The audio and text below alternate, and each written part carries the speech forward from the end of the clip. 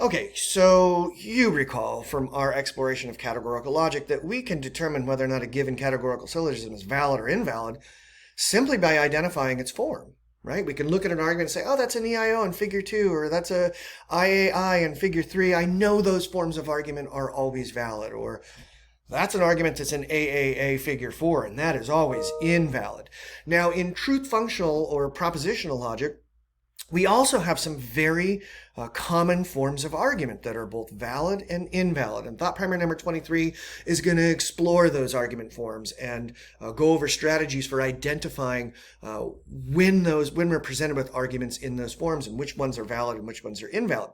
Thought primer number 24, though, is not going to focus on arguments or forms. Instead, thought primer number 24 is going to focus on the statements that we use to comprise our arguments, and in particular, how to justify those statements. How do we demonstrate that the statements we're using in our arguments are actually true statements?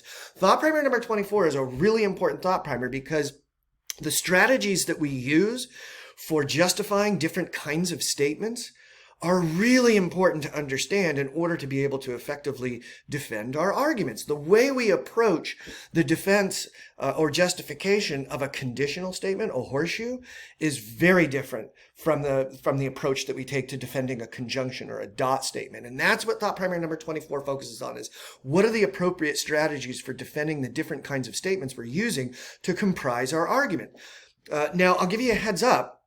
I see a lot of folks, they get to this point in the course and they're like, wow, I've done all of my other thought primers up to this point, and I know based on the way that the grades are structured for this class that I don't have to complete all of the thought primers and still get full credit for my thought primer. So I'm just going to go ahead and skip thought primer number 24. Or maybe I'm going to use a couple of my NQA slips to avoid having to do the legwork for thought primer number 24 and still get full credit for it.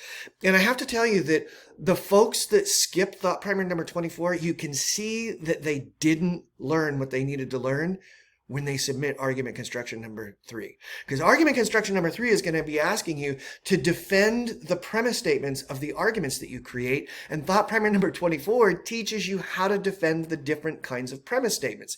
So I really encourage you to not skip thought primer number 24. Get in there, do the legwork, explore how to defend effectively a conditional statement. It will show up in your argument construction number 3 if you're not knowledgeable about the particular approach that you take to defending or challenging a conditional statement. All right? So last couple of thought primers that are going to require any work from us. You've gotten this far. It's awesome. Have a great week, and let me know if anything comes up I can help with.